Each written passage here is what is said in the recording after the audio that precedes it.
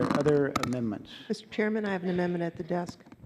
Gentlewoman from California, Ms. Lofgren, is recognized to offer an amendment. It's Lofgren 51. It's number 6 on the roster. The clerk will report the amendment. Amendment to the amendment in the nature of a substitute to H.R. 3261, offered by Ms. Zoe Lofgren of California. Page 16, line 23, strike or. Page 17. Without objection, the amendment will be considered as read, and the gentlewoman is recognized to explain her amendment.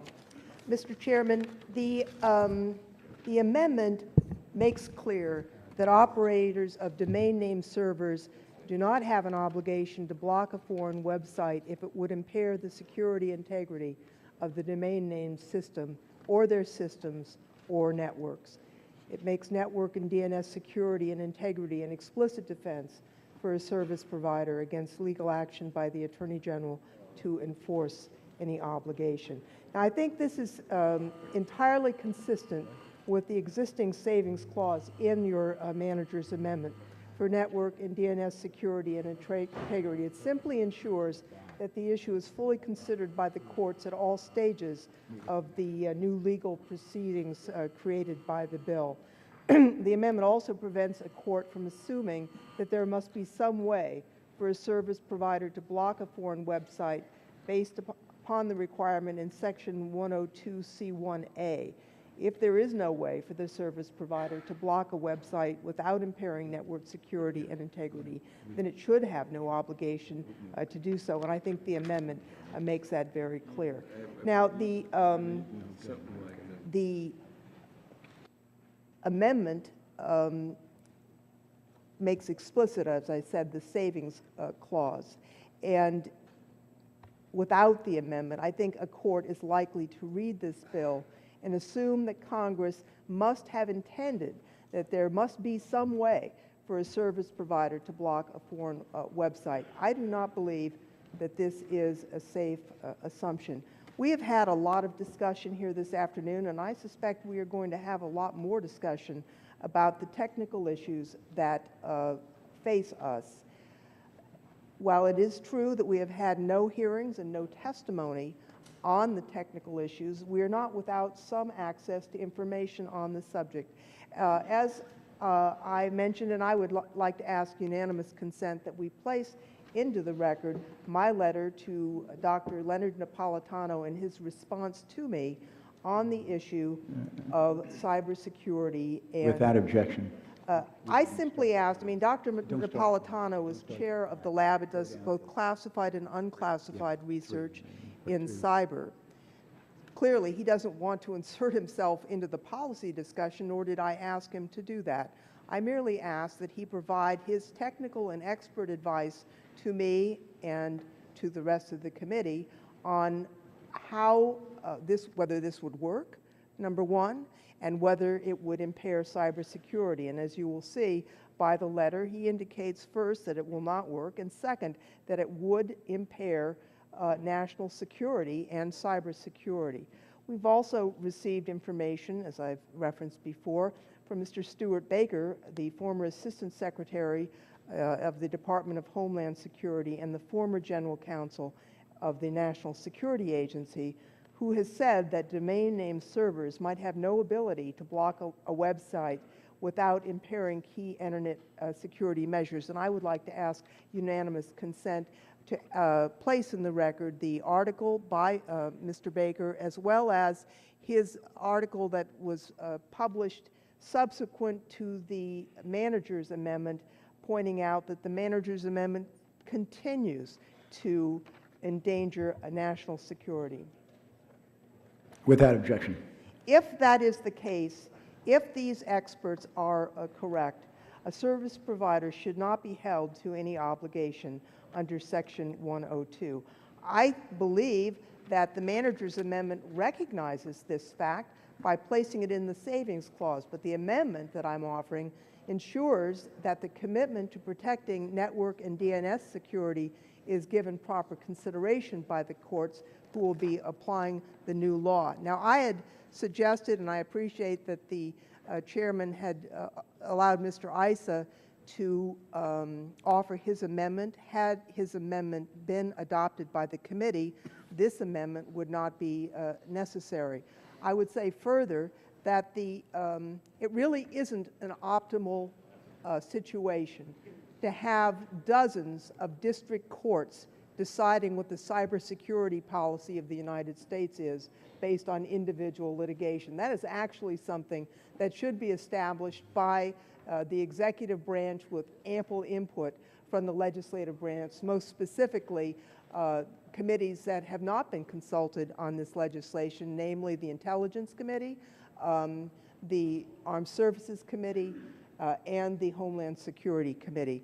But given that Mr. Ice's amendment failed, I do think it is important for those who have discerned that the remedy envisioned in the bill puts their network or system at risk, that they have an opportunity to offer that as an affirmative defense. And I would also ask unanimous consent that we put into the record the December 9th letter from Dr. Steve Crocker, Dr. David Dragon, Dan Kaminsky, Danny McPherson, and Dr. Paul Vixie objecting to the analysis provided by Mr. Castro, who was referenced by my friend from Virginia earlier in the proceedings, and pointing out why his allegations are, as a technical matter, incorrect, and why they will undercut cybersecurity. With that objection, and the gentleman's time has expired. Are there the gentleman from California, Mr. Ice, is recognized. Thank you, Mr. Chairman. And I rise in support of Amendment number 6. I think it clarifies what we've all been talking about. The Lofgren Amendment makes very, very, very clear that if, in fact, this is going to hurt, something we don't know, we debated it for an hour on the last amendment, but if we don't know, we certainly should have a clause to say we agree to do no harm.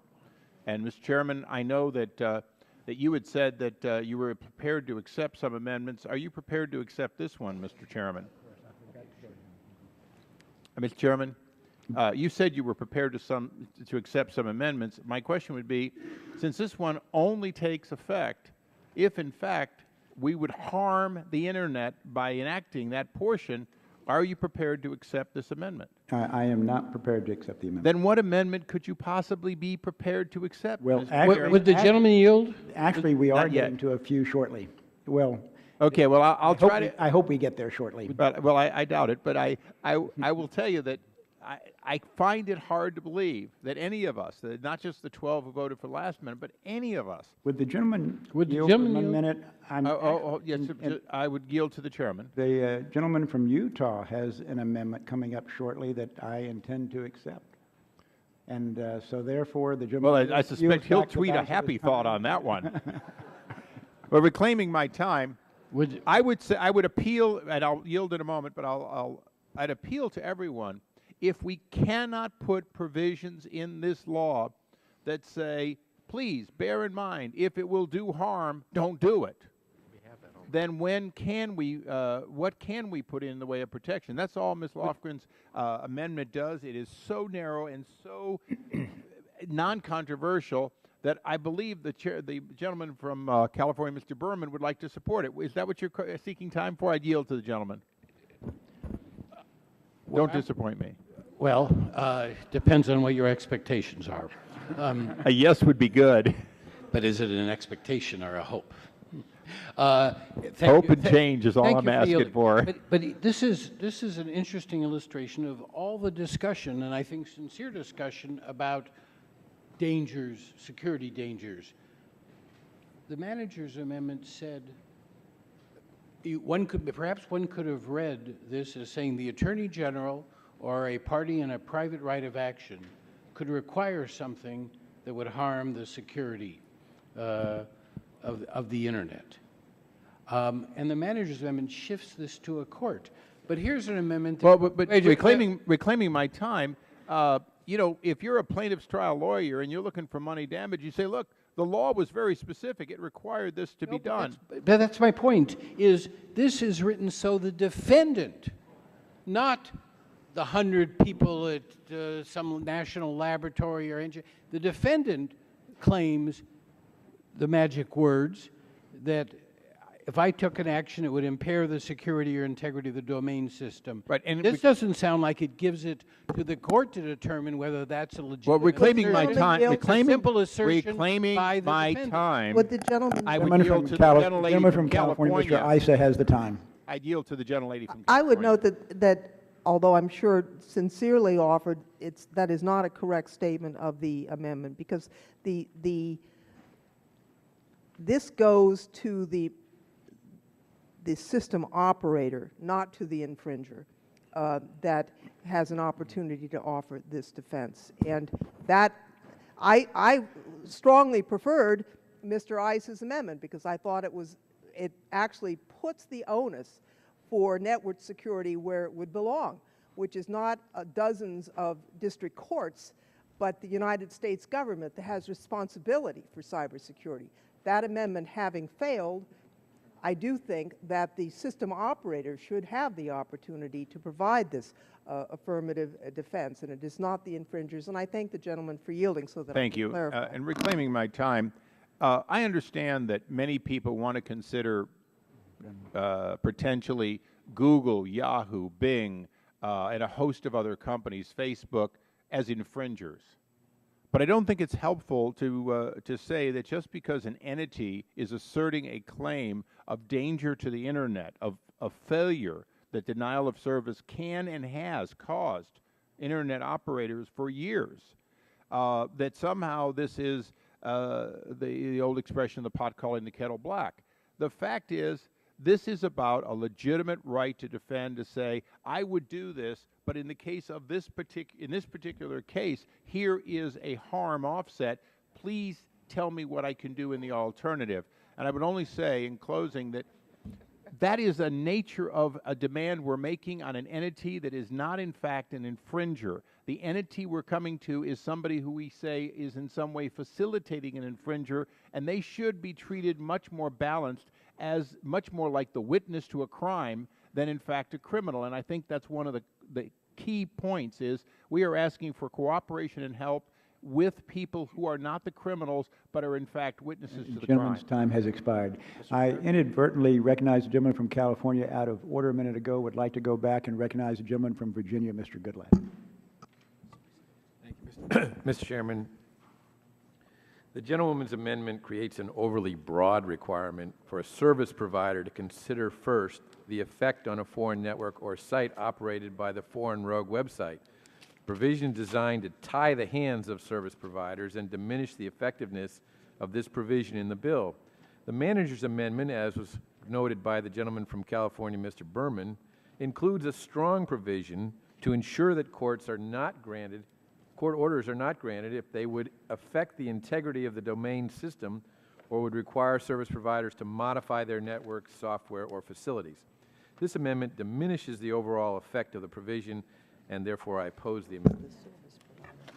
The gentleman yields back the balance of his time. The gentleman from Colorado, Mr. Polis, is recognized. Move to strike the last word. Gentleman is recognized for 5 minutes. Thank you. Again, I think that this amendment is an excellent compromise. Again, I too preferred Mr. Issa's approach to strike the relevant section. But I would hope that this clarity would have stronger bipartisan support, because there has been a lot of discussion here on this committee during this markup about whether or not and to what degree there is a threat that would impair the security or the integrity of the domain system from the enforcement provisions of this bill. And that's one that many of us would like to gather additional information on. But it seems to me very reasonable and very safe to simply include language in the bill that provides an affirmative defense where we don't require that any entity take an action that would impair the security, integrity of the domain system or the system of network. And in fact, we're punting, but we are doing it in a way where at least it provides a hook in the legislation where that can be worked out by later authorities. I would hope that we would, again, through statute, not impair the security or integrity of the domain system, but at the very least, Court decides. well, not without an affirmative defense. We would by providing an affirmative defense, as Ms. Lofgren. Affirmative defense. It is. It's in the affirmative. It says a defendant in an action may establish an affirmative defense, and then this is one of the categories, if I'm not mistaken, of affirmative defenses. Is that correct? That's correct. Looks to me like it says Would you yield just for a second? I would be happy to yield. As one of the non-attorneys on this committee, I see. would be happy to Number yield. on page 16, triple I, Sure. limitations, a service provider shall not be required, and then it adds this condition.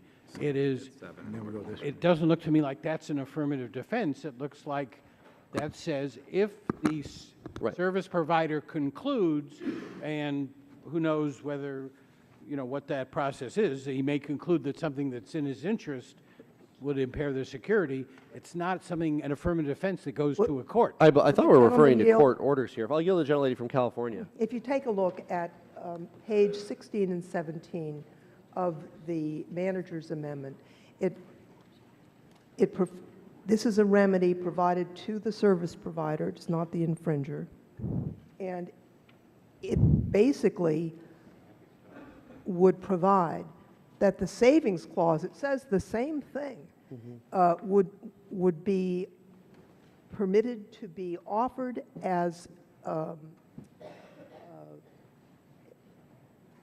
to bar this activity. So if the savings clause is serious, then we should have an opportunity to have it be meaningful. And that's what this amendment does. And I thank the gentleman. And if I can just ask an additional question of the lady from California, the second part of this amendment, if I'm not mistaken, refers to page 21, line 16.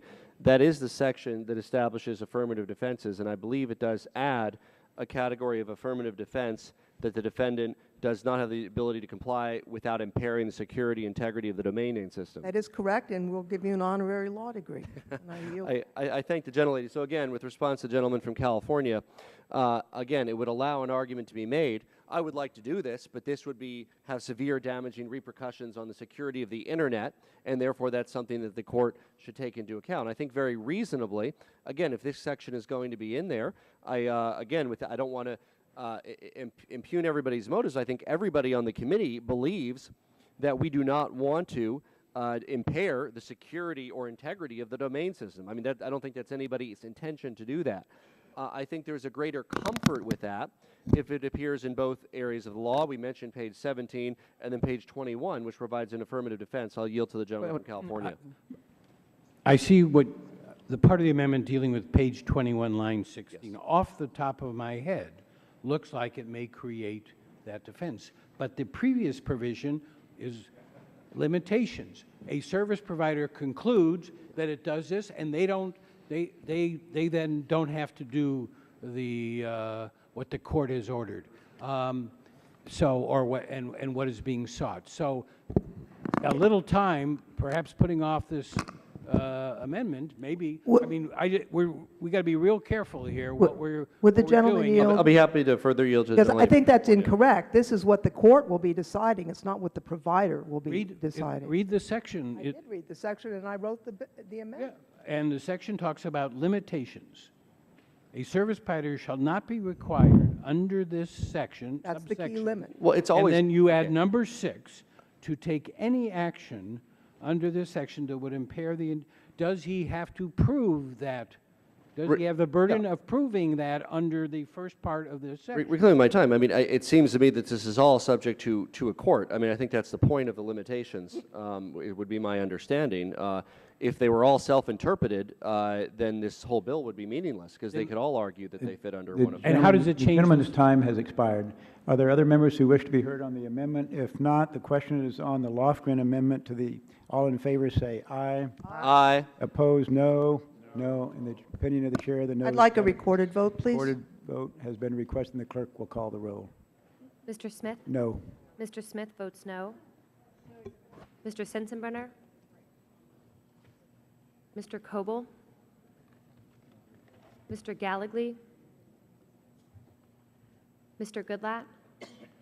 Mr. Goodlatte votes no. Mr. Lundgren? Mr. Shabbat? Mr. Issa? Mr. Issa votes yes. Mr. Pence? Mr. Forbes? Mr. Forbes votes no. Mr. King? Mr. King votes no. Mr. Franks? Mr. Gomert? Mr. Gomert votes no. Mr. Jordan? Mr. Jordan votes yes. Mr. Poe? Mr. Poe votes no. Mr. Chaffetz? Mr. Griffin? Mr. Griffin votes no. Mr. Marino? Mr. Marino votes no. Mr. Gowdy? Mr. Gowdy votes no. Mr. Ross? Ms. Adams? Mr. Quayle? Mr. Quayle votes no. Mr. Amade? Mr. Amade votes no. Mr. Conyers? No. Mr. Conyers votes no. Mr. Berman? No. Mr. Berman votes no. Mr. Nadler? Mr. Scott? Mr. Watt? No. Mr. Watt votes no. Ms. Lofgren? Ms. Lofgren votes aye. Ms. Jackson Lee? Ms. Jackson Lee votes aye. Ms. Waters? Mr. Cohen? Mr. Cohen votes no. Mr. Johnson? Mr. Johnson votes aye. Mr. Pierluisi? Mr. Quigley? Ms. Chu? Ms. Chu votes no. Mr. Deutsch? Mr. Deutsch votes no. Ms. Sanchez? Ms. Sanchez votes aye. Mr. Polis? Mr. Polis votes aye. And gentleman from California, Mr. Gallagher. Mr. Gallagher votes no. Gentleman from Utah, Mr. Chaffetz. Mr. Chaffetz votes aye. Gentleman from Ohio. Mr. Shabbat votes no. Gentleman from Virginia, Mr. Scott. Mr. Scott votes no. Gentleman from New York, Mr. Nadler. Mr. Nadler votes aye. Gentleman from Illinois. Mr. Quigley votes aye. The gentlewoman from California, Ms. Waters. Ms. Waters votes no. Gentleman from Wisconsin. Mr. Sensenbrenner votes aye.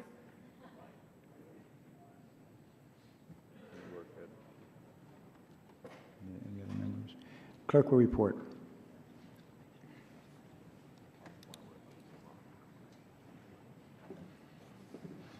Mr. Chairman, 11 members voted aye, 21 members voted nay. A majority having voted against the amendment is not agreed to. Are